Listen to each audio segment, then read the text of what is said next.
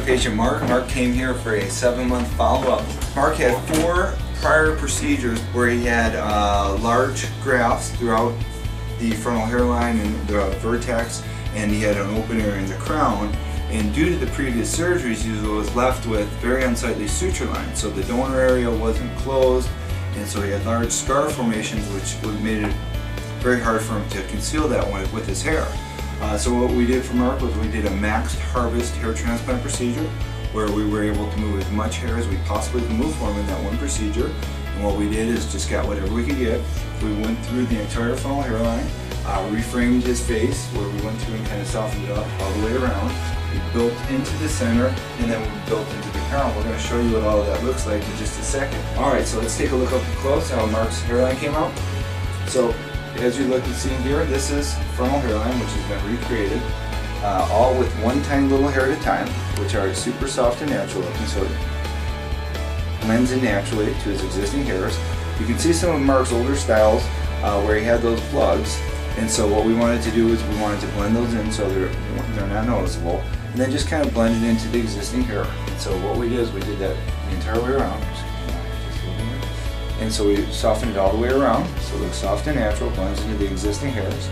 And then even further back, we made sure all the larger unsightly grafts that he had from the older styles just kind of went away nice and soft. Now let's take a look all the way around, and then we'll show you what that suture line looks like. Okay, so I'm going to just lean you back here for a second.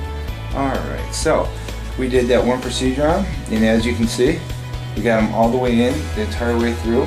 We built a spiral through here, which feeds the direction angles of the hairs throughout, and then we just built in and around as far as we could go. I'm just going to get back here a little bit. All the way through to this vertex, all the way through there. Okay, now I'm going to bring it back here for 1 sec. So it blends into its existing hairs. Now I'm going to show what that suture line looks like.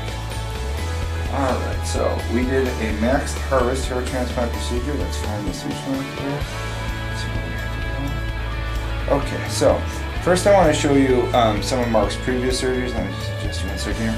Mark had previous surgeries, and this is the previous scar. This is a scar that was not done here. Actually, Mark's here today for us to remove this scar that he had done before from his previous doctor. This is previous doctor scar. So you can see there's no hairs in this scar. This was from the other doctor. Okay, so, and I'm just going to lean down for me, please. So this has all been done by the previous doctor, and this is how they left that suture line. Now, we did a procedure, and we're going to show you how ours look, and you're going to be looking at this with us for the first time. So, our suture line, when we did the max size case, we started all the way up here, and now this is our suture line up here, right through here. So you can see this line here with our suture line. Okay. So, this is our suture line here, right through here. You can see that. Okay. This is his old one, old suture line.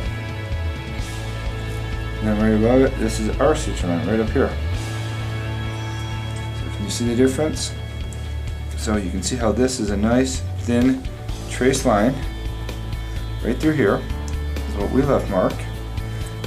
This is our suture line, and let's take a look once again at the old suture line. That's what the previous doctors. Now, if it's not, suture line is not done under the right hands, unfortunately, you can get these wider scars. And the problem with these wider scars, when there's no hair in that area, when the patients try to cut their hair short, they're not able to get it to cover. And so that's what happens a lot of the times. And then when they swim, they can't really hide it. And so let's just follow ours around. This is our suture line here. Following all the way around. So this is part of the old suture line. Okay. And this is our suture line coming right through here. This is our suture line right there. And then all the way to the edge. If we were just to make a crease in Mark's hair like this, we can make that, this area here, which is his natural crease in his hair, look the same way as the suture line. So that's the suture line right there. So if it's done with the right technique and you have the patients follow their instructions, it should not come out looking like that.